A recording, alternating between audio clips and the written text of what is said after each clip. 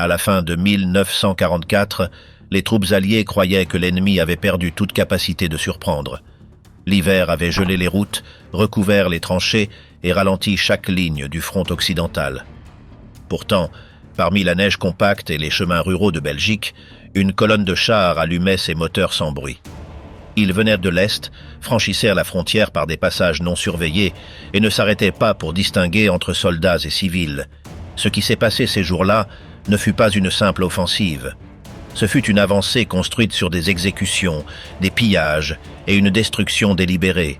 Dans des villages comme Stavelot, Baugnies et La Glaise, les portes furent enfoncées d'un coup sec et les coups de feu furent le seul avertissement. Des unités entières furent anéanties en quelques minutes. Les témoignages des rares survivants évoquèrent des ordres sans scrupules, des routes jonchées de corps et des maisons en flammes avec des familles à l'intérieur. Ce ne fut pas un accident, ce fut un message. Que s'est-il passé lorsque la première division Panzer SS a semé la terreur en Belgique?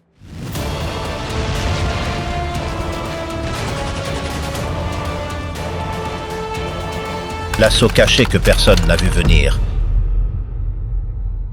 Dans les derniers jours de 1944, la situation du commandement allemand était désespérée.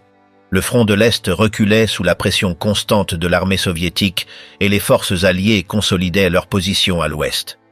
Malgré la crise, le chef du régime nazi ordonna une opération soudaine contre la Belgique.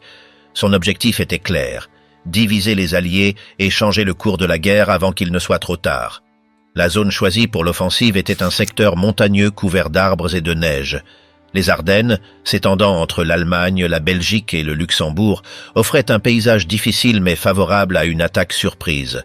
Le commandement allemand estimait que les conditions du terrain, ajoutées au climat hivernal, empêcheraient une réponse rapide depuis les airs.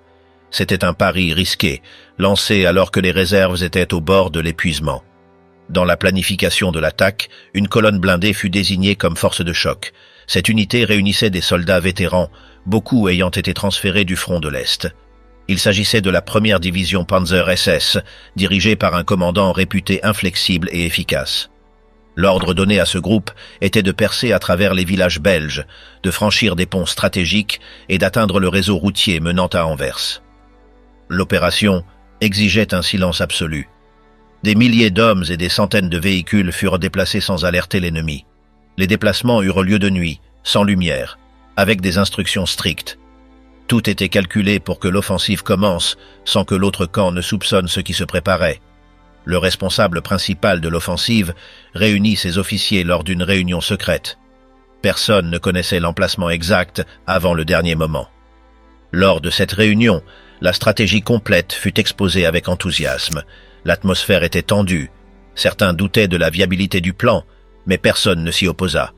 Tous savaient que refuser pouvait avoir de graves conséquences.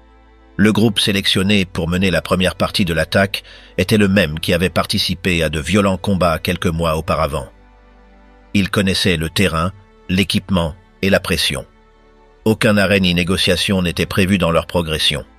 Pendant que les détails du déploiement étaient peaufinés de l'autre côté du front, le calme était relatif.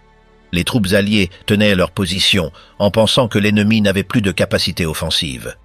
Certains rapports alertaient sur des mouvements à la frontière, mais ils furent ignorés ou minimisés.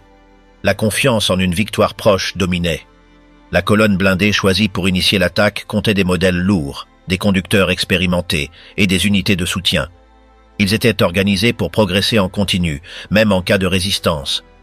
L'objectif n'était pas uniquement militaire. On espérait aussi que leur avancée sèmerait la confusion, la peur et le chaos parmi ceux qu'ils rencontreraient sur leur passage. Les routes qu'ils devaient emprunter n'étaient ni larges ni en bon état.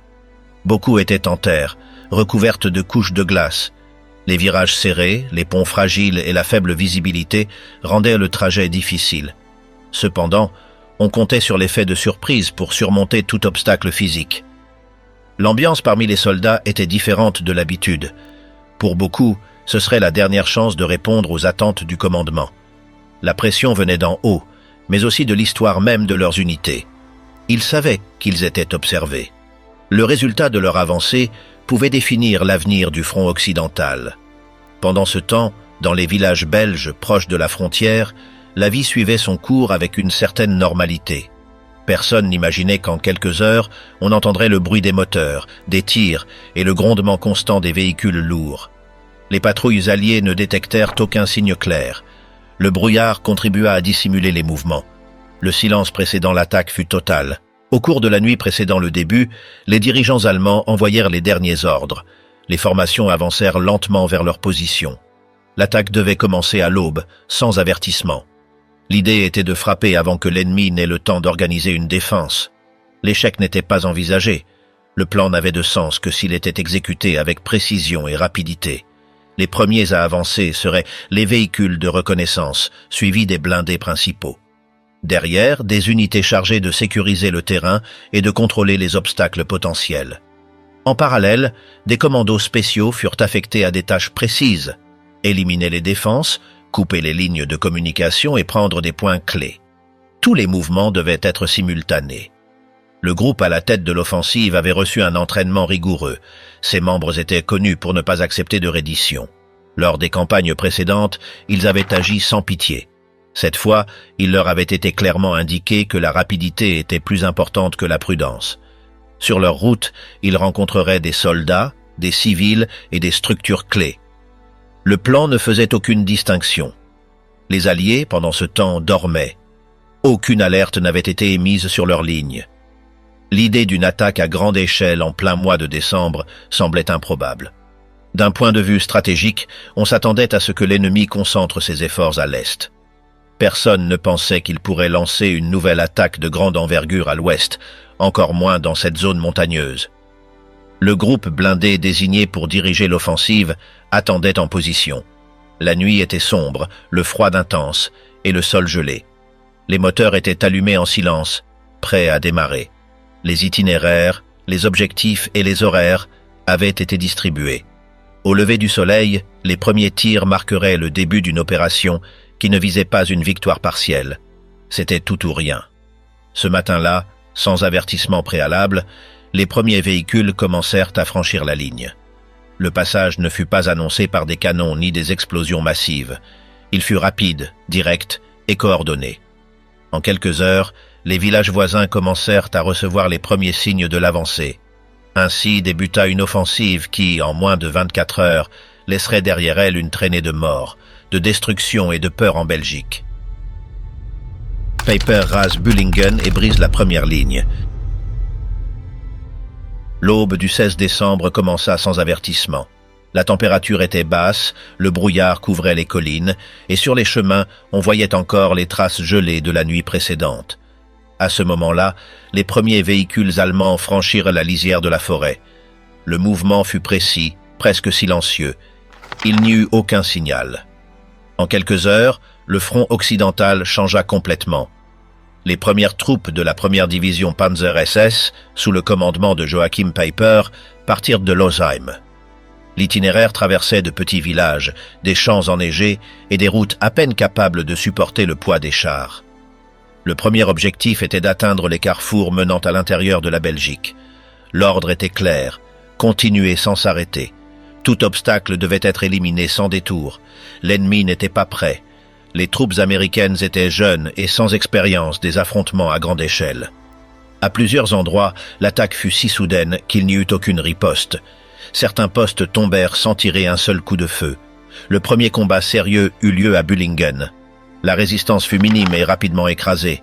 Les véhicules furent détruits sur la route et les prisonniers capturés sans délai. Les hommes de Peiper avaient reçu des instructions strictes. Le temps jouait contre eux. Toute pause pouvait ruiner le plan. Le doute n'était pas permis. Ceux qui se rendaient étaient considérés comme un fardeau. Les premières exécutions de soldats eurent lieu ce même jour, sur des routes secondaires, dans des champs ouverts, à côté de véhicules abandonnés. Il n'y eut ni question ni vérification, seulement de la rapidité. L'avancée ne s'arrêta pas. À quelques kilomètres de là, la colonne se divisa. Certains prirent la direction de Hunsfeld, où ils trouvèrent des entrepôts remplis de carburant. Ils les prirent sans tarder. D'autres continuèrent sur des routes étroites où ils interceptèrent des véhicules ennemis sans défense. Camions, ambulances et jeeps furent pris sans avertissement. Leurs occupants furent éliminés sur le champ. Au fil des heures, les messages entre officiers alliés commencèrent à se remplir de rapports confus. Certains parlaient de petites attaques, d'autres affirmaient être sous un assaut massif. L'usage d'uniformes ennemis, de signaux falsifiés et de routes prises sans préavis accentuait la confusion. Beaucoup crurent à un exercice ou à une erreur. À Losheimer-Graben, l'affrontement fut plus intense. Mais cela ne suffit pas. Les canons allemands accompagnèrent l'entrée des chars. Les lignes de défense furent dépassées en moins d'une heure. Là aussi, il y eut des prisonniers, et comme ailleurs, ils furent fusillés immédiatement. Les corps restèrent près des fossés, sans que personne ne puisse les ramasser. La colonne de Peiper continua son chemin. L'ordre était d'avancer le plus loin possible avant la tombée de la nuit. Capturer des carrefours et des ponts était essentiel. Si ces points étaient sous contrôle, les autres unités allemandes pourraient avancer sans entrave. Le chaos semé ce premier jour devait durer assez longtemps pour permettre à toute l'offensive de se mettre en place. En chemin, ils trouvèrent des villages où les civils ne comprenaient pas ce qui se passait. Certaines maisons furent utilisées comme refuges, d'autres furent incendiées pour des raisons tactiques. Aucun avertissement ne fut donné. L'ordre était de ne pas s'arrêter. Aucune structure ne devait rester debout si elle pouvait servir de couverture à l'ennemi. Dans l'après-midi, le brouillard commença à se dissiper. L'avancée ralentit, mais ne s'interrompit pas. La colonne se réorganisa, évalua ses pertes et répartit ses ressources. Certains véhicules furent mis hors service à cause de l'état du terrain. Plusieurs chars s'enlisèrent dans la boue ou perdirent leurs roues à cause de mines mal dissimulées. Aucun sauvetage ne fut tenté. Ils furent abandonnés. Les pertes ennemies durant ces premières heures furent élevées. Plusieurs unités furent anéanties sans avoir pu envoyer de rapport. Dans certaines zones, les survivants s'échappèrent à pied à travers la forêt, désarmés et sans direction. L'avantage technique et la coordination de l'attaque étaient évidents. En fin de journée, les hauts commandements alliés commencèrent à recevoir des nouvelles de l'attaque. Les messages étaient confus, mais tous s'accordaient sur un point. Quelque chose de grave s'était produit dans les Ardennes. Une force inconnue avait traversé la zone et avançait sans frein. La réaction fut lente. À cette heure, de nombreuses bases ne comprenaient pas encore l'ampleur du coup porté. Cette nuit-là, la colonne s'arrêta dans une zone élevée près de Ligneville. De là, la prochaine étape fut préparée. Le commandement de Peiper planifia d'avancer vers l'ouest. Des cartes furent consultées, des tâches réparties, les armes vérifiées et les réservoirs remplis. Certains se reposèrent, d'autres révisaient les itinéraires possibles. Pendant ce temps, les forces alliées tentaient de se réorganiser. Les lignes de communication étaient irrégulières. Certaines positions étaient isolées. On craignait que tout le front ne s'effondre si l'ennemi prenait les routes principales. Personne ne savait encore avec certitude qui était responsable de l'attaque. Ce premier jour donna le ton de ce qui allait suivre. Il n'y eut ni pause, ni compassion. La ligne ouverte par le groupe de tête fut tracée avec brutalité. Le message était clair. Il n'y aurait pas de recul. Aucun dialogue n'était envisagé. L'avancée avait commencé et la Belgique se trouvait sur son chemin. Malmedy, exécution de 84 soldats capturés. Le matin du 17 décembre commença sous un ciel plus clair. Le froid persistait, mais la visibilité s'était améliorée. La colonne allemande qui menait l'offensive avançait sans interruption par des routes secondaires, à la recherche de points vulnérables à l'arrière de l'ennemi. L'un des objectifs était le carrefour reliant Malmedy à Ligneville. Le terrain était dégagé, avec des champs couverts de givre et une intersection cruciale pour le passage des blindés. En parallèle, une batterie d'artillerie mobile américaine se retirait par cette même route. Composée d'environ une centaine d'hommes répartis dans des véhicules légers, elle transportait des armes, des radios et des provisions. Elle avait reçu l'ordre de se regrouper plus à l'ouest, sans encore connaître l'ampleur de l'offensive en cours. Leur itinéraire les mena directement sur le chemin de l'unité allemande. Aux alentours de midi, les premiers tirs interrompirent leur progression. La colonne américaine fut interceptée par des chars lourds, appuyés par des véhicules armés qui coupèrent la route aux deux extrémités. La surprise fut totale. Il n'y eut pas de temps pour organiser une ligne défensive. Certains tentèrent de sortir des camions, d'autres se jetèrent au sol sans savoir dans quelle direction le danger était moindre. L'ordre allemand fut immédiat, les capturer sans délai. Les survivants furent forcés de se regrouper au centre du champ ouvert, sous surveillance. On récupéra les armes et les documents, et les véhicules furent fouillés à la recherche de matériel utile. En quelques minutes, plus de 80 hommes étaient alignés le long d'une haie sous la garde de soldats de la première division SS. Les témoignages sur ce qui se passa ensuite concordent sur l'essentiel.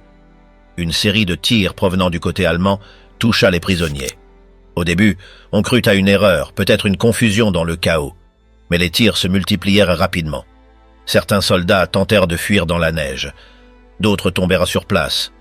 Certains firent semblant d'être morts pour éviter une seconde salve. Il ne s'agissait pas d'une escarmouche, ni d'un échange de tirs entre belligérants. Les preuves ultérieures indiqueraient qu'il s'agissait d'une exécution délibérée. Les tirs continuèrent pendant plusieurs minutes, et une fois terminés, des membres de l'unité allemande parcoururent le champ, achevant ceux qui bougeaient encore. Aucune explication ne fut donnée. Il n'y avait aucun signe d'une réaction spontanée. Les rares à avoir réussi à s'enfuir partirent dans différentes directions. Certains atteignirent les lignes alliées après de longues marches à travers les bois. Lorsqu'ils arrivèrent, couverts de sang et de boue, ils racontèrent ce qui s'était passé. Au début, leurs récits ne furent pas pris au sérieux. L'ampleur du récit semblait exagérée. Mais en quelques heures, d'autres survivants racontèrent des versions similaires. Les concordances étaient trop nombreuses pour être ignorées.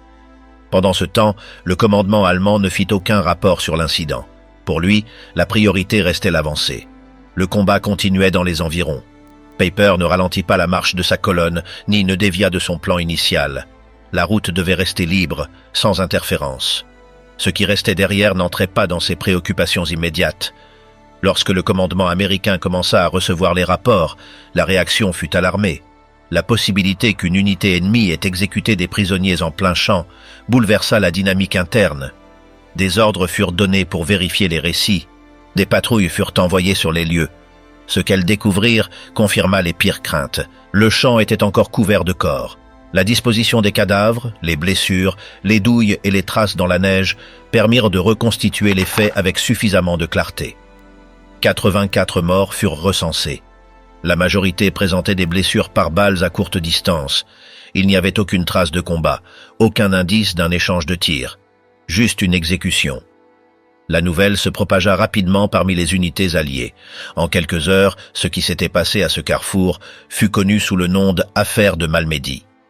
Ce n'était pas le seul endroit où des abus étaient commis, mais son ampleur en fit immédiatement un symbole de la brutalité de l'offensive. La réaction parmi les troupes fut intense.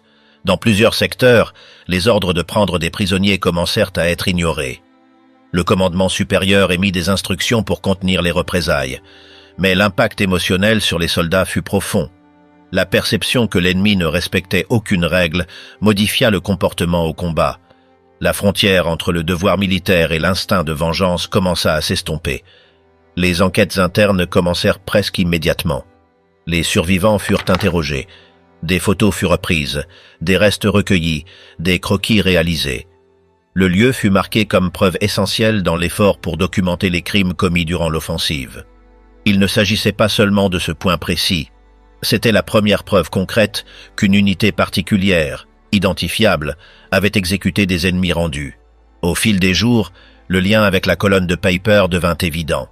Le lieu, l'heure et l'unité en mouvement ne laissaient aucune place au doute.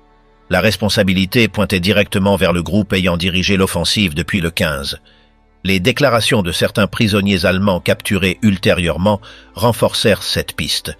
Bien que la chaîne de commandement ne fût pas entièrement claire, l'implication de ceux qui avaient exécuté les ordres immédiats fut établie. La diffusion de l'événement eut aussi des répercussions politiques. Le massacre fut inclus dans les communiqués officiels, mentionné dans les médias et utilisé comme exemple des pratiques de l'adversaire. L'épisode renforça le récit allié sur la nécessité de poursuivre la guerre jusqu'à la reddition totale. Il ne s'agissait plus seulement d'arrêter une avancée. Une ligne morale avait été franchie et ne pouvait être ignorée. Sur le terrain, les troupes alliées se préparaient à affronter de nouvelles actions.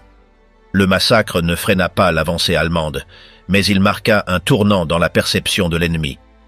Ce qui s'était produit n'était pas une erreur de combat, c'était une décision, et cela modifia la dynamique générale du conflit dans cette zone. Le carrefour où les faits s'étaient produits fut repris quelques jours plus tard. Les restes furent retirés, classifiés et envoyés vers des centres d'identification. Plusieurs des morts restèrent sans nom pendant des semaines. D'autres furent reconnus par leurs compagnons survivants. La scène laissa une empreinte qui, des décennies plus tard, reste encore gravée comme l'un des actes les plus durs de cette offensive. À cet endroit, une ligne fut effacée. Ce qui se passa à cette intersection ne relevait pas d'un plan militaire. C'était un message laissé par cette unité sur son passage. Il n'y aurait pas d'arrêt, aucune pitié ne serait envisagée. Le carrefour de Bonnier devint un point fixe sur la carte de la mémoire. Stavelot et Trois Ponts, civils fusillés et maisons en flammes. Après avoir laissé derrière eux les champs de Bonnier, le groupe de combat allemand poursuivit sa route vers l'ouest. L'itinéraire passait par des localités mineures qui, jusque-là, n'apparaissaient pas sur les cartes stratégiques. Les ordres étaient d'avancer sans s'arrêter, d'éliminer tout obstacle humain ou matériel et d'ouvrir la voie aux unités suivantes. Le temps manquait et le terrain devenait de plus en plus difficile. En milieu d'après-midi du 17, la colonne atteignit les abords de Stavelot. Ce village, situé sur une pente au bord de l'Amblève, devint le nouvel objectif. Ses rues étroites, la concentration d'habitations et la présence de civils posaient un dilemme opérationnel. La solution fut immédiate, entrer par les routes principales sans avertissement. Les troupes pénétrèrent avec des blindés en tête et des tirs d'avertissement. Certains habitants tentèrent de fuir par les ruelles secondaires. D'autres se cachèrent dans les caves. Au centre du village, des affrontements eurent lieu avec des unités américaines isolées. Les tirs furent durement réprimés. À la tombée de la nuit, les Allemands contrôlèrent plusieurs secteurs, mais rencontrèrent encore une résistance dispersée dans certains bâtiments. Lors de l'inspection des maisons, les décisions furent prises sans hésitation. Ceux qui ne sortaient pas à l'appel étaient considérés comme ennemis. Plusieurs civils furent exécutés dans des arrière-cours. Il n'y eut pas d'enregistrement systématique, juste des tirs directs. Les unités responsables de ces actions appartenaient à la première division Panzer SS, qui poursuivait son avancée sans ménagement à travers le territoire belge. Le lendemain, la destruction de dépôts de carburant et de structures jugées utiles à la défense ennemie fut ordonnée. Une partie du centre-ville fut incendiée. La justification était tactique. Les flammes se propagèrent sans contrôle sur les toits et les façades en bois. Les habitants encore cachés furent contraints de sortir. Certains furent fusillés sur le champ. D'autres tentèrent de traverser la rivière en plein gel. Tous ne parvinrent pas de l'autre côté. Depuis Stavelot, l'objectif suivant était Trois Ponts. Ce nœud ferroviaire et routier avait une grande valeur stratégique. En le capturant intact, l'avancée pourrait s'accélérer. La colonne réorganisa ses éléments, répara les véhicules endommagés et envoya des éclaireurs vers le sud. Pendant ce temps, l'air se remplissait d'odeurs de bois brûlé et d'essence. Les rues étaient jonchées de restes de meubles, de vitres brisées et de cadavres non ramassés. Sur la route reliant les deux localités, des attaques contre des convois civils eurent lieu. Certains conducteurs furent contraints d'abandonner leurs véhicules. D'autres furent éliminés sans un mot. La ligne entre combattants et non-combattants s'était dissoute. Le principe dominant était la rapidité. Rien ne devait entraver le passage des chars. Trois Ponts fut atteinte à la tombée de la nuit du 18. À ce moment-là, les troupes alliées avaient déjà reçu des rapports sur l'avancée ennemie et se préparaient à bloquer le passage. Un pont principal fut détruit quelques minutes avant que les Allemands ne puissent l'atteindre. L'explosion bloqua la voie centrale. Devant l'impossibilité de continuer par cette route, un détour immédiat fut ordonné vers la Gleise, au nord, et vers Stoumont, plus à l'ouest. Le pont ne fut pas le seul objectif détruit. Lors de leur retraite, les Alliés laissèrent des pièges, coupèrent les lignes de communication et minèrent les routes. La colonne dut avancer avec plus de précautions. Pourtant, le rythme fut maintenu. Dans les zones rurales, les soldats sous les ordres de Peiper trouvèrent des fermes habitées. Certaines furent utilisées comme points de repos. D'autres furent entièrement détruites. En chemin, plusieurs fermiers et habitants furent tués. Aucun avertissement ne fut donné. Les accusations étaient minimes. Regarder par une fenêtre, ne pas répondre au premier appel, ne pas bouger assez vite. Dans certains cas, des familles entières furent abattues à l'intérieur de leur maison. Les traces restèrent visibles pour les rares survivants. Dans les jours qui suivirent, lorsque les unités alliées revinrent, elles relevèrent les détails. Le rythme de l'avancée commença à diminuer pour des raisons naturelles. La neige devint plus dense, les routes plus instables, et le carburant commença à manquer. Les chars les plus lourds s'enlisaient facilement. Il fut ordonné d'abandonner ceux qui ne pouvaient être réparés en moins d'une heure. Certains furent dynamités sur place. D'autres restèrent immobiles au bord des routes. À Stoumont, la situation devint critique. Le terrain montagneux, les virages serrés et la résistance ennemie croissante ralentirent le mouvement. Là, ils furent confrontés à un feu concentré depuis des positions surélevées. Les pertes augmentèrent. Le franchissement du village prit plus de temps que prévu. En progressant dans les rues, les Allemands rencontrèrent des barricades improvisées et des tireurs embusqués sur les toits. Le combat fut direct, sans trêve. Les habitants de Stoumont en subirent les conséquences. Plusieurs moururent pendant les échanges de tirs, d'autres furent exécutés en représailles après des embuscades. La ligne entre civils et combattants n'avait plus de sens. Le commandement allemand considérait que toute présence non neutralisée représentait une menace. Durant ces jours, les signaux d'alarme se répandirent dans toute la région.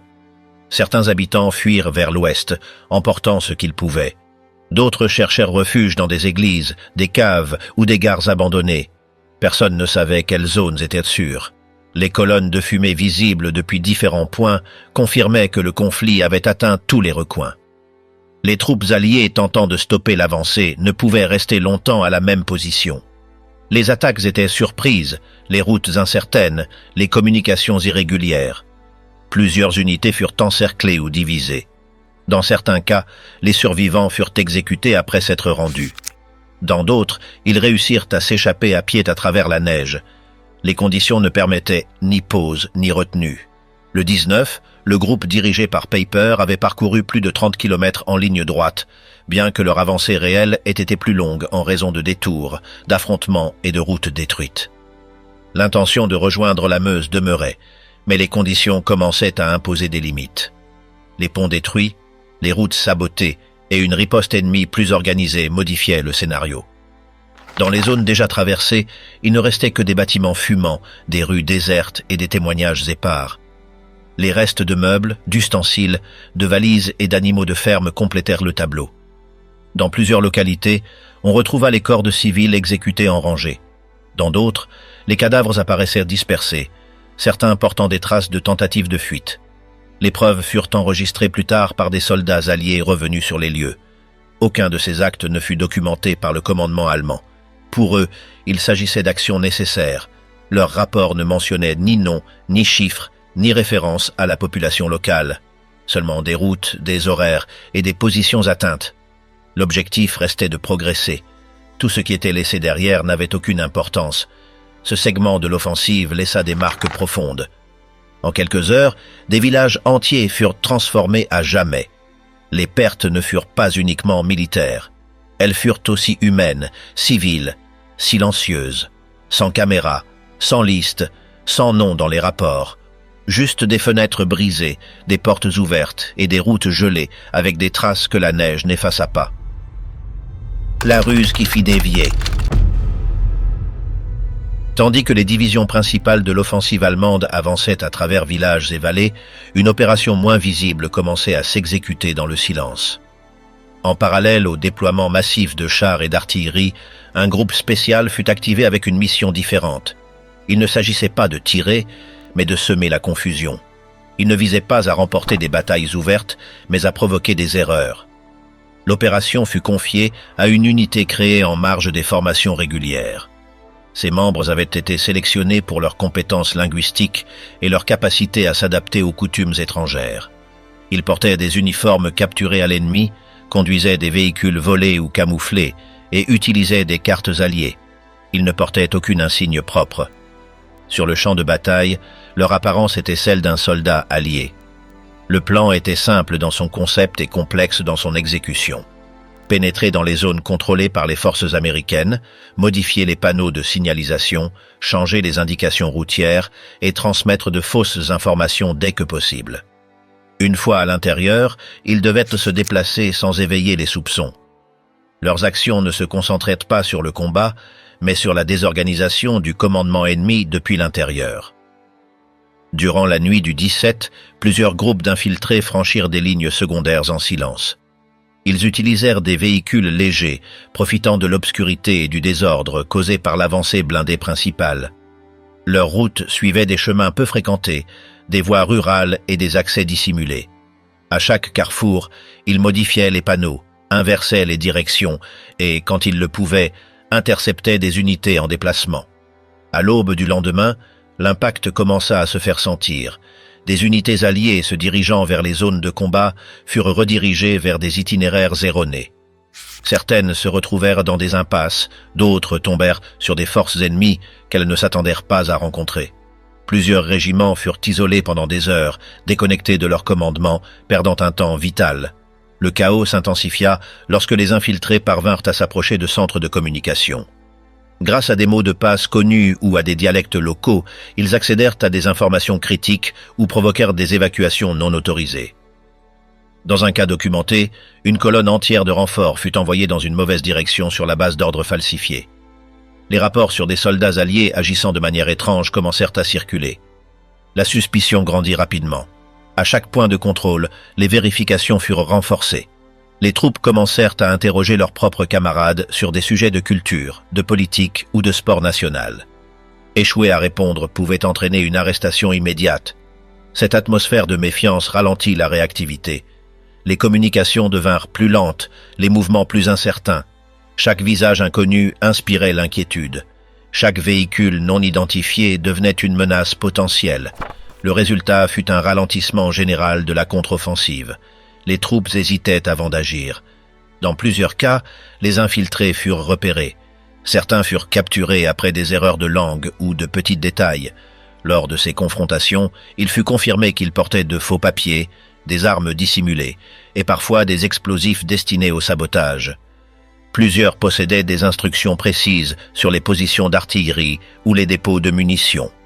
L'impact psychologique de leur présence fut supérieur aux dommages matériels causés. Bien qu'ils ne furent que quelques centaines, leur effet s'étendit à des milliers de soldats alliés dont le comportement fut modifié par la crainte d'être entourés d'imposteurs. La peur que la ligne soit compromise de l'intérieur se révéla plus puissante que les tirs ennemis. Les autorités militaires alliées réagirent avec des directives strictes.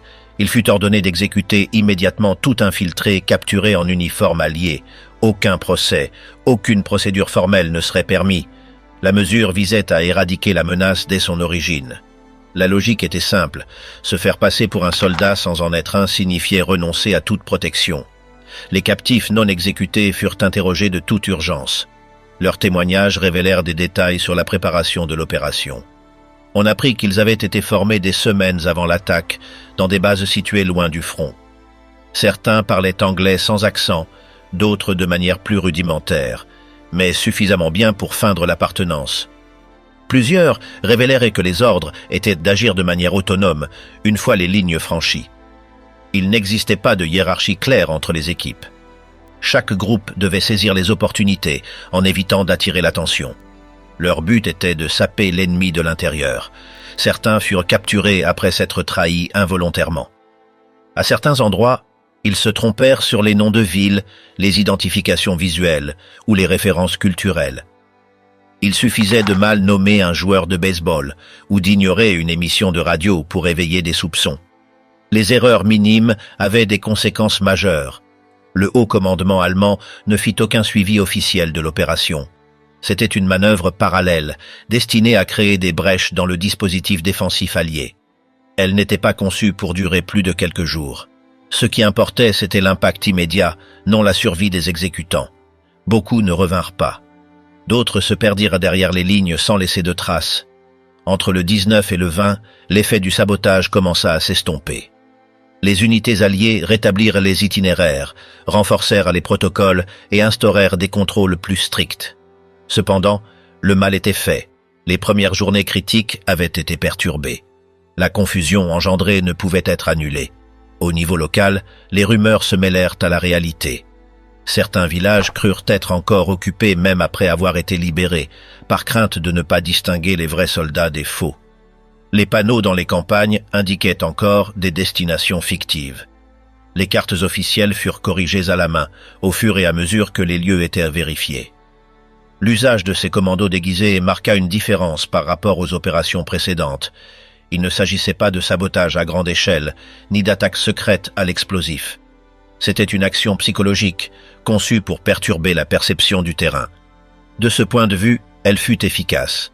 À la fin du 3e jour, la majorité des infiltrés avaient été éliminés ou dispersés. L'impact direct s'était dissipé, mais leurs souvenirs demeuraient. Pendant des semaines, les contrôles internes restèrent en alerte. Les unités continuèrent à utiliser des tests internes pour vérifier l'identité de leurs membres. La trace de la tromperie resta dans les procédures. La stratégie de semer la méfiance de l'intérieur, bien que limitée dans le temps, avait atteint son objectif. Dans une offensive qui exigeait rapidité et précision pour réussir, quelques heures de confusion pouvaient y faire la différence entre consolider une position ou la perdre. Ceux qui étaient entrés déguisés ne prirent pas de ville, mais empêchèrent que bien des ordres arrivent à temps. La Gleise devient un piège mortel pour l'offensive. Après avoir traversé Stoumont, le rythme qui avait caractérisé les premiers jours de l'offensive commença à se fragmenter. La colonne en tête de l'avancée rencontra une résistance de plus en plus structurée. La géographie devint plus traîtresse, les routes plus étroites, et la marge de manœuvre se réduisit. Les objectifs suivants étaient 2 localités situées au cœur d'une zone montagneuse, la Gleise et Stoumont. Toutes deux, reliées par une route étroite, se transformèrent en pièges naturels. L'entrée à la Gleise ne se fit pas sans obstacle. Bien qu'elle ait semblé dégagée au départ, des tirs provenant de positions camouflées apparurent en quelques minutes. Les chars en tête répliquèrent par des tirs concentrés, détruisant des façades et soulevant des décombres. Les maisons en pierre à toit bas offraient un abri à de petits groupes de soldats américains retranchés depuis la nuit précédente. Chaque mètre gagné coûtait temps et munitions. Les troupes allemandes, appartenant à la première division Panzer SS, étaient habituées aux mouvements rapides en terrain ouvert, mais furent contraintes de changer de tactique. Au lieu d'avancer en bloc, elles durent se diviser en sections pour couvrir les flancs et sécuriser les bâtiments un à un. Ce changement ralentit leur progression. Les routes d'évacuation se réduisirent. Les rues devinrent des entonnoirs sans issue. La population locale ne fut pas évacuée. De nombreux civils restèrent cachés dans des caves ou derrière des murs intérieurs. Le feu croisé les atteignit sans distinction. Plusieurs moururent lors de l'effondrement de structures, d'autres furent touchés en plein échange de tirs. Les rapports ultérieurs décrivirent des corps restés immobiles pendant des jours, des pièces réduites à des ruines et des toits effondrés sur des meubles intacts. Pendant ce temps, sur les hauteurs voisines, des pièces d'artillerie américaines commencèrent à pilonner les positions allemandes. Chaque impact projetait des éclats dans les ruelles. Les véhicules légers ne pouvaient manœuvrer parmi les débris. Plusieurs restèrent piégés dans des culs-de-sac, forçant leurs équipages à les abandonner. Du nord, des renforts américains tentèrent de couper l'accès emprunté par la colonne. L'objectif était d'empêcher une retraite ordonnée. L'ordre allemand était de tenir. Des positions défensives furent établies autour de la place centrale, du croisement ferroviaire et des zones surélevées. Malgré cela, la pression augmentait. La situation se resserrait. En parallèle, à Stoumont, la situation n'était guère meilleure. Le passage par la localité, qui avait débuté comme un simple déplacement, se transforma en un combat prolongé. Les défenseurs utilisèrent le tracé urbain à leur avantage.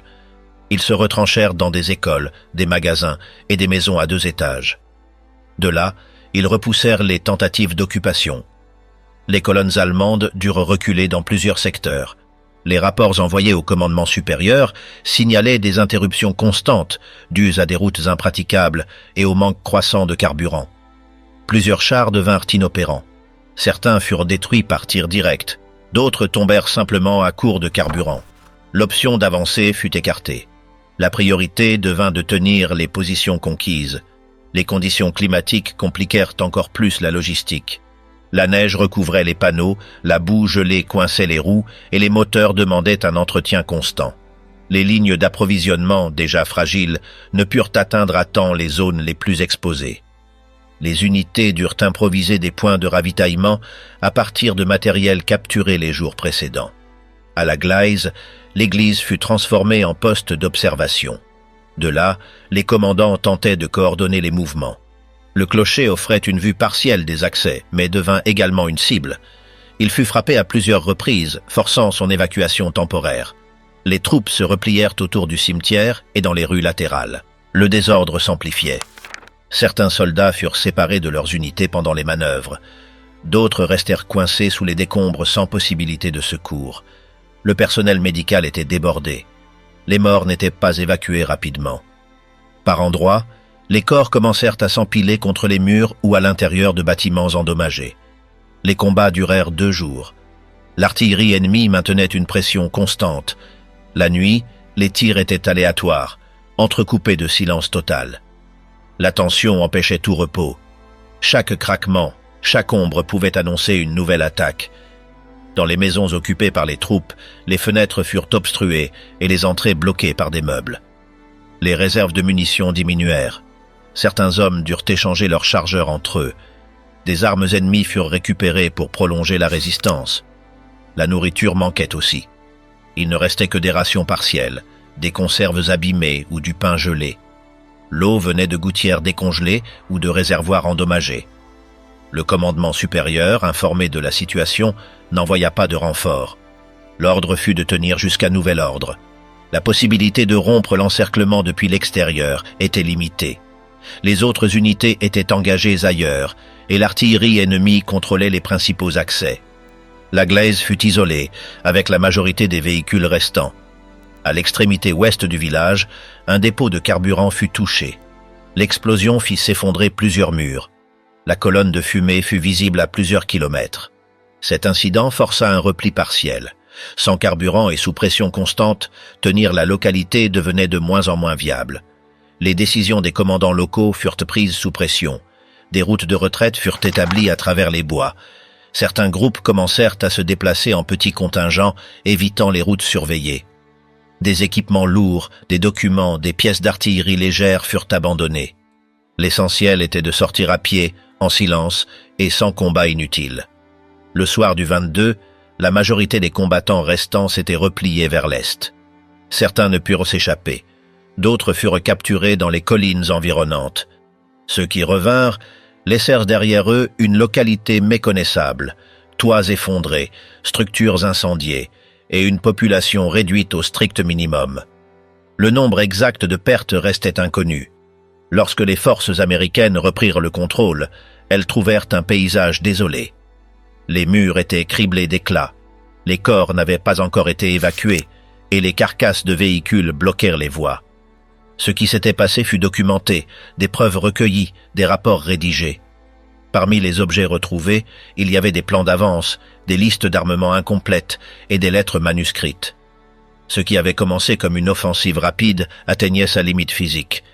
À la glaise, les chars les plus avancés ne bougeaient plus. À Stoumont, les murs portaient encore les traces des dernières explosions. Ce qui suivit ne fut plus une avancée, mais une retraite. Peiper abandonne les chars et s'échappe à pied. Le 23 décembre, l'offensive dans le secteur occidental avait perdu tout élan. Les unités les plus avancées du groupe dirigé par Peiper, appartenant à la première division Panzer SS, restaient à la Gleise, encerclées par des forces qui ne laissaient aucune issue. Ce qui avait été une opération de percée profonde était devenu un piège en plein hiver. Le manque de ravitaillement, l'usure constante et la pression alliée croissante réduisirent chaque option à son minimum. Les signes étaient clairs depuis la veille. Les communications extérieures étaient erratiques. Les rapports en provenance du commandement allemand étaient imprécis ou contradictoires. Sur le terrain, les soldats ne parlaient plus d'avancée, mais de résistance. Les réserves de carburant étaient presque totalement épuisées. Les véhicules restants ne pouvaient plus se déplacer. Les chars les plus lourds étaient devenus des obstacles statiques sans aucune fonction opérationnelle. Ce jour-là, les tentatives pour ouvrir une voie vers l'Est furent infructueuses. Les patrouilles envoyées par des routes secondaires furent repoussées par des tirs ennemis. Les troupes alliées avaient bouclé tous les accès connus, en utilisant artillerie, tireurs embusqués et mines posées durant la nuit. Tout mouvement était repéré en quelques minutes. La seule option viable était de rester caché et d'attendre un ordre qui ne venait pas. À l'intérieur du périmètre, l'ambiance était tendue et silencieuse. Le froid s'infiltrait par les fissures des bâtiments. Les vivres manquaient, il n'y avait ni chauffage ni ressources médicales suffisantes. La majorité dormait à même le sol ou sur des restes de matelas. Les blessés étaient soignés avec le strict nécessaire. Les munitions étaient rationnées et les armes inspectées sans cesse en prévision d'un assaut final. Sur le plan stratégique, le groupe n'avait plus de valeur offensive. Il ne pouvait ni avancer, ni percer des lignes, ni maintenir sa position. Les rapports indiquaient que d'autres unités reculaient également et que l'offensive générale battait en retraite. L'encerclement de la Gleize était une conséquence directe de ce repli généralisé. L'isolement était total. Pendant la nuit, Peiper réunit ses officiers. Des alternatives furent discutées. L'option de rester fut écartée. L'artillerie alliée intensifiait ses tirs et les positions ne garantissaient plus une protection suffisante. Il n'existait pas de moyen de résister à un assaut coordonné. Les troupes étaient épuisées. Le matériel capturé ne suffisait pas à soutenir une résistance prolongée. La décision fut prise sans cérémonial. Aucun discours ne fut prononcé, aucun communiqué diffusé. Les ordres furent clairs: détruire tout ce qui ne pouvait être transporté et évacuer à pied vers l'est en profitant du couvert naturel. La retraite devait être silencieuse, par étapes, sans éclairage. Chaque homme devait emporter uniquement l'essentiel. Au petit matin du 24, l'abandon commença. Les véhicules furent sabotés avec des explosifs ou laissés inutilisables. Les radios furent détruites, les documents brûlés, les cartes jetées dans des puits ou sous la neige. Les pièces d'artillerie légère furent dynamitées. Tout ce qui pouvait servir à l'ennemi fut détruit. La colonne à pied s'organisa en petits groupes, chacun avec des itinéraires différents. Ils progressèrent par des sentiers ruraux, évitant les routes et les champs ouverts. Le trajet fut lent, épuisant et dangereux. Plusieurs soldats restèrent en arrière, blessés ou incapables de continuer. Certains furent capturés par des patrouilles ennemies. D'autres se cachèrent dans des fermes ou des bâtiments abandonnés, espérant passer inaperçus. À l'intérieur de la Gleize, ce qui restait était un mélange de machines tordues, de vêtements abandonnés et de restes gelés. Les chars brûlés, tourelles ouvertes et marquées d'impact, s'alignaient dans les ruelles comme des carcasses métalliques. Les façades des maisons montraient les traces de combats récents. Certaines étaient totalement effondrées. Les fenêtres brisées laissaient entrevoir des pièces vides, couvertes de poussière et de meubles renversés. À leur arrivée, les troupes américaines documentèrent tout avec précision. Chaque blindé détruit, chaque arme retrouvée, chaque position abandonnée fut enregistrée. Des photos furent prises des bâtiments civils endommagés, des corps non identifiés et des tranchées improvisées. Les rapports confirmèrent que le groupe avait été neutralisé comme force opérationnelle. Les quelques prisonniers capturés fournirent peu d'informations. La plupart ignoraient la situation générale du front. Certains ne savaient pas si l'attaque se poursuivait ailleurs. D'autres étaient désorientés, convaincus que leur unité serait bientôt secourue. La réalité était différente. Le siège de la Gleize marquait la rupture définitive de l'offensive sur ce flanc. Ceux qui parvinrent à regagner leur ligne le firent dans des conditions extrêmes, plusieurs jours de marche sans repos, sous des températures négatives, avec peu de nourriture et sous menace constante. Tous ne réussirent pas à passer. Les estimations ultérieures indiquèrent que plus de la moitié des effectifs initiaux ne revinrent pas. Beaucoup restèrent portés disparus, sans trace officielle. L'échec de la colonne de Peiper ne fut pas seulement tactique, il fut aussi symbolique.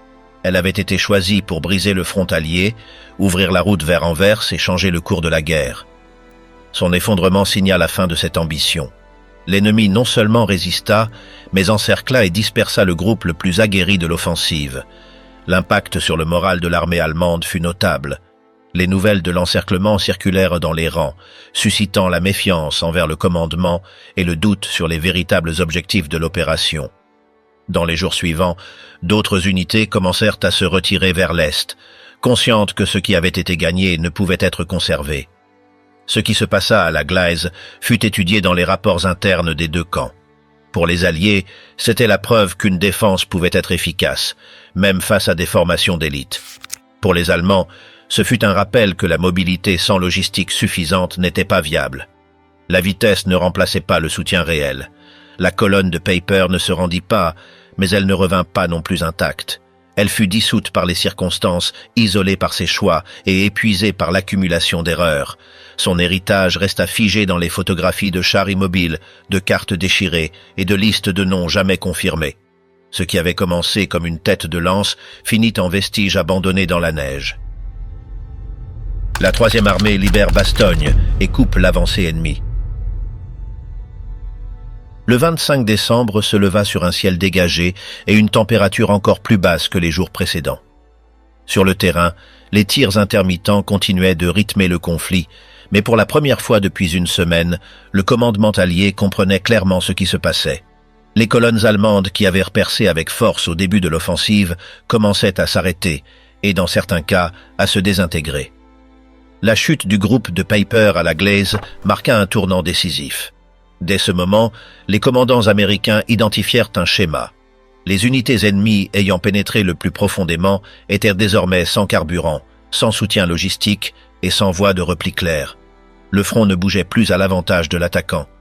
L'élan initial de l'offensive allemande s'était épuisé. La réponse fut immédiate. Les divisions qui étaient restées en position défensive reçurent l'ordre de reprendre le terrain perdu. L'objectif n'était pas seulement d'avancer, mais de fermer les corridors, de couper les voies de communication et d'isoler les groupes restants. Les attaques commencèrent par les flancs, exploitant les zones où l'ennemi ne pouvait plus se réorganiser. La 3e armée, sous le commandement de Patton, fut l'une des premières à se mettre en mouvement. Depuis le sud, ces unités progressèrent vers Bastogne, toujours encerclées. Le trajet ne fut pas aisé. Les routes étaient couvertes de neige, bloquées par des carcasses de véhicules, et la résistance ennemie restait active à des points stratégiques. Cependant, la pression augmentait d'heure en heure. En parallèle, depuis le nord, de nouvelles formations commencèrent à pénétrer dans les secteurs repris. Les chars Sherman avançaient prudemment, couverts par de l'infanterie qui inspectait chaque carrefour et chaque bâtiment. Dans des villages encore sous le feu une semaine plus tôt, des drapeaux alliés étaient désormais hissés. Par endroits, les habitants sortaient de leurs cachettes souterraines pour montrer qu'ils étaient encore en vie. Les localités libérées portaient les marques évidentes des combats, maisons détruites, poteaux renversés, véhicules abandonnés et corps non identifiés. Des inspections rapides furent menées, des zones minées balisées et des points de contrôle établis pour sécuriser le passage des convois. Les ingénieurs militaires commencèrent à réparer les ponts, rouvrir les routes et récupérer du matériel utilisable. Pendant ce temps, l'artillerie américaine renforçait sa présence. Les pièces à longue portée furent installées sur les collines et les lisières de vallée, d'où elles pouvaient couvrir des routes clés sans devoir déplacer constamment leur position. Cela permit de maintenir une pression constante sur les zones où subsistaient encore des poches de résistance ennemie. L'un des axes prioritaires fut la région de Stavelot. Là, de petits groupes allemands tentaient de conserver leur position, mais sans coordination centrale. Le terrain, enneigé et marqué par les précédents combats, offrait peu de marge pour une défense prolongée. Les patrouilles américaines progressaient maison par maison, éliminant les poches de résistance isolées. Dans les zones rurales, l'activité s'intensifia. On fouilla fermes, forêts et sentiers à la recherche de soldats cachés ou de déserteurs. Plusieurs furent capturés en tentant de franchir les lignes vers l'est. Certains se rendirent sans combattre, d'autres essayèrent de fuir à travers bois et pentes, tous furent interrogés sur place et, s'ils ne résistaient pas, transférés vers des camps provisoires. L'effort logistique changea également de rythme. Avec la reprise du territoire, les convois de ravitaillement purent rouvrir des routes fermées depuis plusieurs jours. Cela permit d'apporter nourriture, munitions et matériel médical à des unités ayant opéré avec des ressources limitées. Le moral dans les rangs s'améliora. Pour la première fois depuis le début de l'offensive, on parlait d'avancées soutenues. Le commandement allié établit de nouveaux centres d'opération dans les zones reprises. De là, on coordonnait les attaques sectorielles, redistribuait les unités et traitait les informations sur l'état du front. Les communications, chaotiques les premiers jours, commencèrent à s'améliorer. Les rapports quotidiens arrivaient sans interruption. Parallèlement à la reconquête du territoire, la documentation des événements s'organisait. Des équipes de renseignement collectaient des preuves d'exécution, de destruction délibérée et de violation du droit de la guerre. Dans certaines zones, les témoins locaux furent interrogés pour établir les séquences des faits. Des photographies furent prises, des documents rassemblés, des objets abandonnés par les unités ennemies classifiés. L'une des tâches les plus complexes fut l'identification des morts. De nombreux corps restaient sans nom, dispersés entre les décombres ou dans des fosses improvisées. Des points d'enregistrement furent établis pour tenter de croiser plaques, uniformes ou effets personnels. L'objectif était de créer une liste complète pour informer les familles et, si possible, rapatrier les dépouilles plus tard. Dans les jours suivants, les forces américaines ne se contentèrent pas de récupérer leur position, elles commencèrent à planifier de nouveaux mouvements offensifs. L'objectif n'était plus seulement de chasser l'ennemi de Belgique, mais d'empêcher toute répétition d'une telle opération. Pour cela, il fut ordonné de progresser vers les points d'origine de l'offensive, en fermant chaque route empruntée par les colonnes ennemies. Les unités mécanisées furent réorganisées pour opérer sur de plus larges secteurs. Elles furent réparties en formations échelonnées, avec reconnaissance avancée, appui aérien et couverture d'artillerie. Les pilotes, profitant de conditions météorologiques plus favorables, commencèrent à attaquer dépôts, postes de commandement et véhicules en retraite. Les colonnes ennemies n'étaient plus une menace organisée. Elles étaient devenues des cibles mobiles. La priorité immédiate restait Bastogne. Là, la défense tenait toujours sous le feu, mais avec la certitude que le secours était proche. L'arrivée de renforts par le sud et l'effondrement des positions allemandes les plus proches permirent d'ouvrir un corridor vers l'intérieur du siège. Les troupes qui avaient résisté pendant des jours commencèrent à recevoir ravitaillement et renforts. Le siège ne fut pas rompu de l'intérieur. Il fut percé de l'extérieur. Le 28 décembre, le panorama général avait changé. Les lignes ennemies avaient reculé dans la majorité des secteurs. Ce qui restait, c'étaient des groupes dispersés, sans capacité offensive. Les pertes allemandes augmentèrent chaque jour, non seulement à cause des combats, mais aussi du froid, de l'épuisement et de l'abandon. Le commandement allié décida alors de consolider ses positions sans se précipiter dans une poursuite désorganisée. L'objectif était d'éviter de nouveaux revers, d'assurer chaque avancée et de préparer une contre-offensive coordonnée pour le mois suivant. Les leçons du début de l'offensive ennemie avaient été retenues. La confiance ne remplacerait plus la préparation. Ce qui se produisit après l'effondrement de la colonne de Paper montra que la guerre dans les Ardennes ne se déciderait pas par la surprise, mais par la capacité à encaisser le choc initial et à réorganiser la défense. Le front avait été reconstruit non seulement grâce à la supériorité matérielle, mais aussi par la discipline opérationnelle. La ligne, une fois encore, avait tenu. Bastogne assiégée, la défense qui fit échouer le plan allemand. Au cœur de la région des Ardennes, entourée d'un réseau de routes rurales, se trouvait Bastogne. Ce n'était pas une grande ville, ni une forteresse. Sa valeur résidait dans sa géographie. 7 routes y convergeaient, reliant des secteurs clés de la Belgique. La contrôler signifiait dominer le transit entre les fronts. C'est pourquoi, dès le déclenchement de l'offensive allemande, Bastogne devint une priorité. Le commandement allié le comprit immédiatement. Malgré la surprise initiale, il fut décidé d'envoyer des renforts en urgence. L'unité disponible était la 101 division aéroportée. Faute de temps pour une planification approfondie, ces hommes furent transportés en camion, avec l'équipement disponible, vers une localité bientôt isolée. Lorsque les premières troupes arrivèrent à Bastogne, le 23 décembre, les forces ennemies fermèrent déjà l'encerclement. Des colonnes blindées avançèrent du nord, du sud et de l'est, par les routes qui convergeaient aux abords de la ville.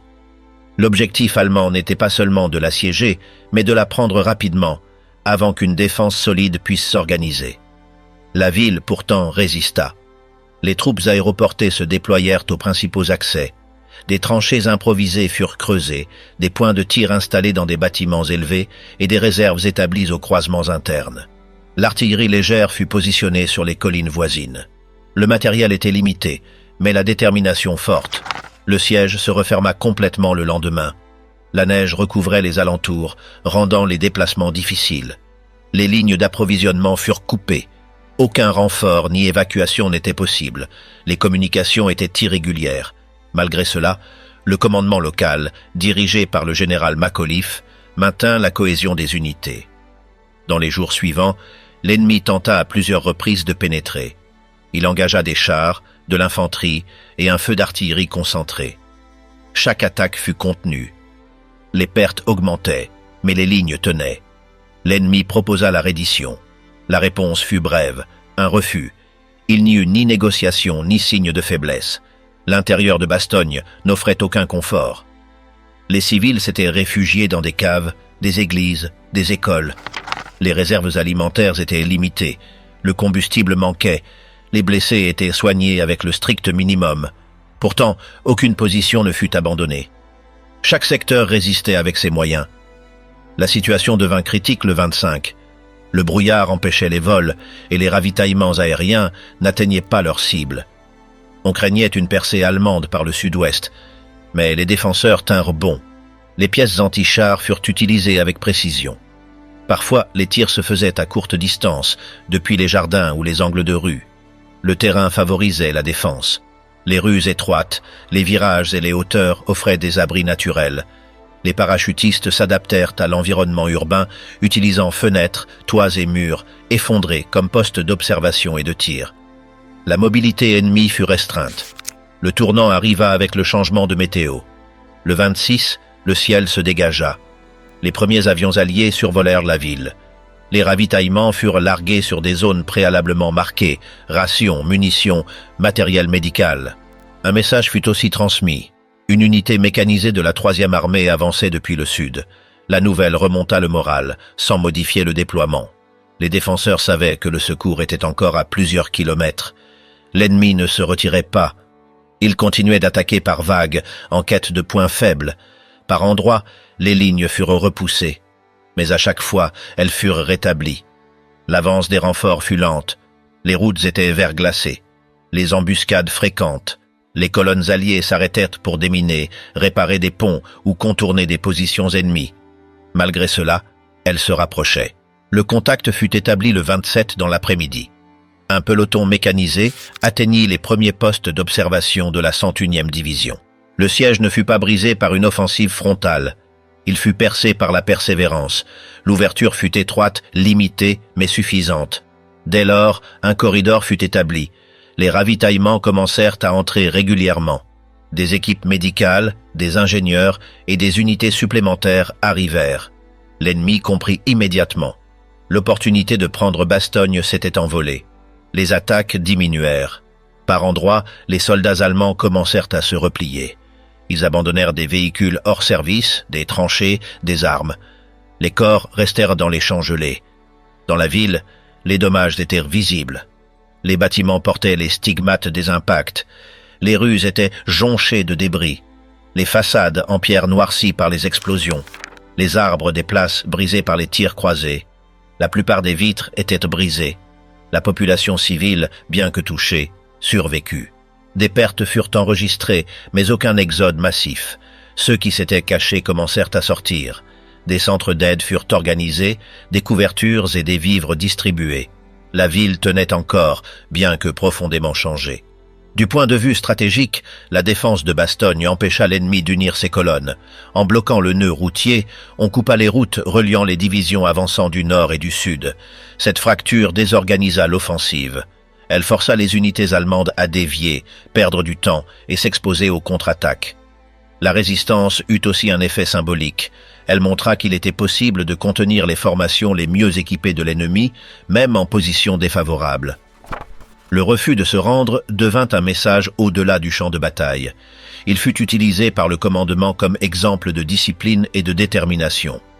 Bastogne ne fut pas la seule ville attaquée, mais elle fut celle qui brisa l'élan de l'offensive ennemie.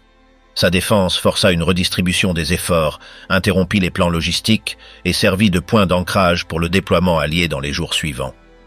Ce qui fut évité ne fut pas seulement la chute d'un centre urbain, mais l'ouverture d'un corridor qui aurait compromis tout le front. La bataille ne se termina pas à ce carrefour, mais son cours changea. À partir de là, l'avancée ne fut plus ennemie. Les routes utilisées pour entrer servirent à fuir. Les marques sur les murs ne disparurent pas avec le dégel, et les jours où la ville, encerclée par 7 routes gelées, ne céda pas un seul mètre, ne furent jamais oubliés. La retraite finale, la première division Panzer SS détruite entre neige et ruines. À mesure que décembre touchait à sa fin, les dernières colonnes allemandes commencèrent à battre en retraite. Le front, qui avait cédé quelques semaines plus tôt sous un choc soudain, ne présentait plus de résistance coordonnée. Les rapports en provenance des secteurs les plus avancés étaient unanimes. Repli continu, lignes abandonnées, routes jonchées d'épaves calcinées. La contre-offensive alliée ne se caractérisa pas par un élan fulgurant, mais par une pression constante. Les unités américaines et britanniques avancèrent non pas avec précipitation, mais avec méthode. Chaque zone récupérée était consolidée avant tout mouvement ultérieur. L'objectif n'était plus seulement de contenir l'ennemi, mais de neutraliser toute capacité de relance offensive. Dans les vallées, entre forêts enneigées et routes étroites, les véhicules allemands restaient immobilisés, abandonnés faute de carburant ou d'équipage. Nombre d'entre eux avaient été détruits par l'artillerie ou des embuscades. D'autres s'étaient simplement retrouvés coincés dans des virages glacés ou sur des accotements impraticables. Leurs occupants, lorsqu'ils n'étaient pas tués au combat, se dispersaient sans direction précise. La retraite n'était pas ordonnée. Les unités allemandes se fragmentaient au fur et à mesure que les chemins devenaient impraticables ou que les groupes se retrouvaient isolés. Certains tentèrent de traverser les bois à pied, armés seulement d'équipements légers. D'autres se rendirent sans combattre, après plusieurs jours sans ravitaillement. Le commandement allemand, incapable de regrouper ses forces, cessa d'émettre des ordres centralisés. Les conditions climatiques demeuraient déterminantes. Les températures nocturnes atteignaient des extrêmes. Les soldats en retraite marchaient pendant des heures, les uniformes gelés, se nourrissant de réserves improvisées. Les pertes dues au froid augmentaient. Il n'y avait ni brancard, ni évacuation médicale. Les blessés étaient traînés ou abandonnés. Dans plusieurs secteurs, les ponts qui avaient permis la progression furent détruits. Les explosions alliées avaient ciblé les points stratégiques sur les rivières Amblève, Salm et Ourthe. Privées de ces axes, les formations allemandes durent emprunter des détours montagneux, déjà sous le feu de l'artillerie alliée. Les cartes de combat montraient un recul constant vers l'est. Les villages reconquis étaient inventoriés par les officiers alliés, débris, armes saisies, structures démolies. Parfois, ils ne trouvaient aucune résistance. D'autres fois, de petits groupes armés opposaient une brève opposition avant de se rendre. Entre le 3 et le 8 janvier, les troupes américaines franchirent les lignes initiales de l'offensive allemande. Le terrain récupéré égalait celui perdu. Mais la victoire ne se mesurait pas en kilomètres. Elle se lisait dans l'incapacité de l'ennemi à reprendre l'initiative. Ce qui avait commencé comme une manœuvre audacieuse s'achevait en retraite désorganisée. Le moral allemand était brisé. Ceux qui rentraient n'étaient plus des soldats en ordre de bataille, mais des survivants d'un échec.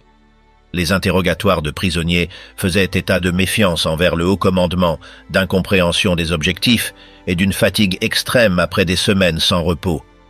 Les pertes matérielles étaient irréparables. Plus de 800 chars et véhicules blindés furent détruits ou abandonnés dans les forêts. Le carburant dépensé représentait une part majeure des réserves disponibles sur le front occidental. Les divisions ayant survécu à la retraite avaient perdu toute capacité opérationnelle.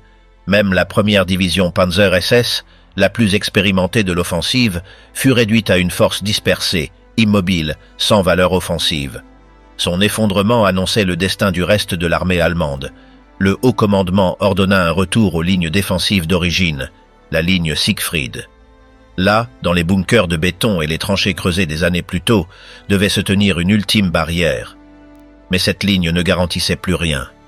Ce qui avait été perdu en mobilité ne pouvait être compensé par des fortifications statiques. La Luftwaffe, qui avait tenté un ultime soutien aérien, fut désarticulée. La majorité de ces appareils furent abattus lors d'attaques mal coordonnées. La supériorité aérienne alliée était à nouveau totale. Dès lors, les cieux de Belgique et du Luxembourg furent sous contrôle américain. Les Alliés, eux, ne s'arrêtèrent pas après avoir reconquis le terrain perdu. Ils se réorganisèrent pour lancer une offensive continue en direction du Reich. Les unités qui s'étaient rebattues à Bastogne, la Glaise et Stoumont menaient maintenant de nouvelles percées. Les blindés ayant résisté à l'hiver se dirigeaient vers les ponts du Rhin. Dans les villages libérés, la population s'efforçait de reconstruire le minimum vital. Les autorités locales, souvent absentes depuis des semaines, furent remplacées par des comités improvisés sous supervision militaire. On commença à recenser les pertes humaines et matérielles, à identifier des fosses communes. Les témoignages des survivants permettaient de reconstituer les événements. Les rapports alliés faisaient aussi état de signes évidents du passage ennemi, exécutions sommaires, maisons incendiées, pillages. Les documents abandonnés confirmèrent l'absence totale de règles humanitaires. La priorité avait été la rapidité au prix de toute forme de modération. Stratégiquement, l'échec de l'offensive des Ardennes fut irréversible. La Wehrmacht ne lança plus aucune offensive majeure sur le front ouest. Sa capacité se limita à des manœuvres défensives fragmentées, sans appui aérien, sans carburant. et avec des unités constamment en recul. Les chiffres définitifs furent accablants. Plus de 100 000 pertes combinées entre morts, blessés et disparus. Des villages détruits, des routes inutilisables, des divisions entières démantelées. Pour les Alliés, la victoire fut coûteuse, mais permit de consolider le front occidental et de lancer l'offensive qui, quelques semaines plus tard, traverserait le Rhin.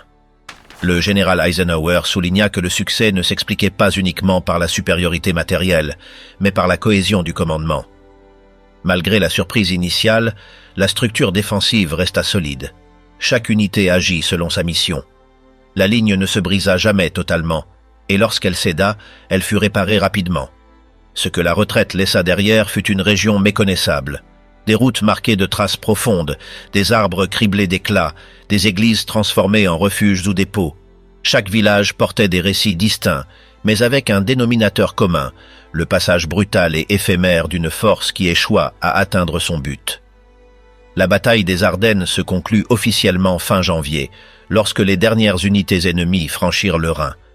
Le silence revint sur les vallées, rompu seulement par les moteurs alliés avançant. Ce qui avait commencé dans le fracas se termina en fuite. Les routes d'invasion devinrent couloirs de retraite. Elles ne seraient plus empruntées. Il n'y aurait plus d'offensive. Restait à résister, reculer, attendre. La neige ne garde pas la mémoire, mais elle révèle les traces du dernier repli. Lorsque la première division Panzer SS fut retirée de Belgique, elle ne laissa pas derrière elle un front conquis, mais des villages vides, des routes couvertes de débris et des noms impossibles à oublier. Elle n'atteignit pas Anvers. Elle ne brisa pas la résistance alliée. Ce qu'elle accomplit fut d'instaurer, durant plusieurs semaines, un type de guerre qui ne distinguait ni règles ni civils. Son passage ne se mesura pas en kilomètres, mais en corps. L'offensive prit fin, mais le souvenir de son avancée continua de marquer la carte. Ce qui avait commencé comme une opération tactique devint un avertissement. Plus personne ne traversa ces routes sans savoir ce qui s'y était passé.